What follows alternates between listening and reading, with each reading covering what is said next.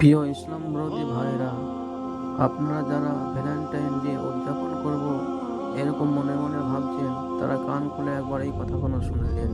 কারণ এই Valentine day উদযাপন করা হচ্ছে বিদআত, আর বিদআতীদের ঠিকানা হবে জাহান্নাম। হাদিসের মধ্যে এসছে কুল্লু বিদআতিন যালালা ওয়া কুল্লু যালালাতিন ফিন্নার, যে সমস্ত বিদআত হচ্ছে পথভ্রষ্ট, আর পথভ্রষ্টদের ঠিকানা হবে জাহান্নাম।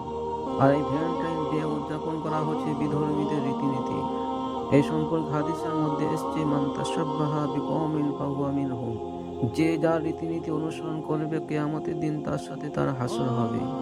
অর্থাৎ এই হাদিসের আপনারা পরিষ্কার বুঝতে পারছেন যে যারা ভ্যালেন্টাইন ডে বা যত রকমের ডে রয়েছে, father day, mother day, rose day, সমস্ত রকম ডে বিদআত, আর এই তারা এইগুলো উদযাপন করে তাদের ঠিকানা হবে জাহান্নাম।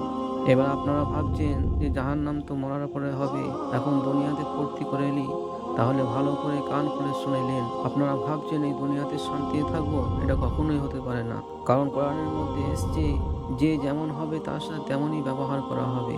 আপনি আজকে অন্যায়ভাবে একটা মেয়ের ইজ্জতকে লিখালা করেছেন, তার সাথে অবৈধ সম্পর্ক করছেন, আর এইগুলো করার পরে সেই মেয়েটাকে আপনি ছেড়ে দিচ্ছেন, আর আপনারা ভাবছেন আপনি সুখে থাকবেন, কখনোই থাকতে পারবেন না।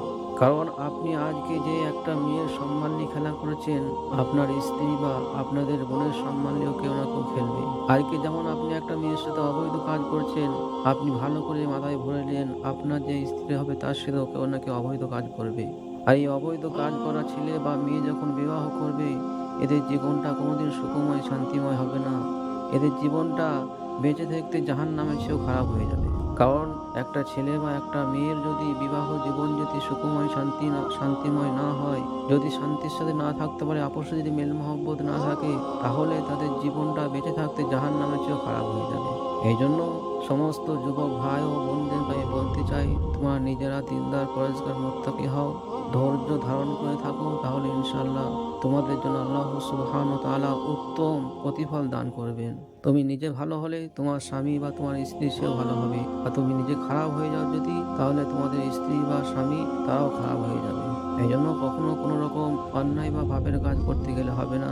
কোনো রকম ডে উদযাপন করে নিজের সম্মানকে নষ্ট করলে হবে না। আমার সকলেই মুসলমান, আমার আল্লাহকে ভয় করি, আমার নবীর আদর্শকে মেনে চলি। এই জন্য আমার সকলেই সমস্ত রকম অন্যায় পাপের কাজ থেকে দূরে থাকার চেষ্টা করবো ইনশাআল্লাহ।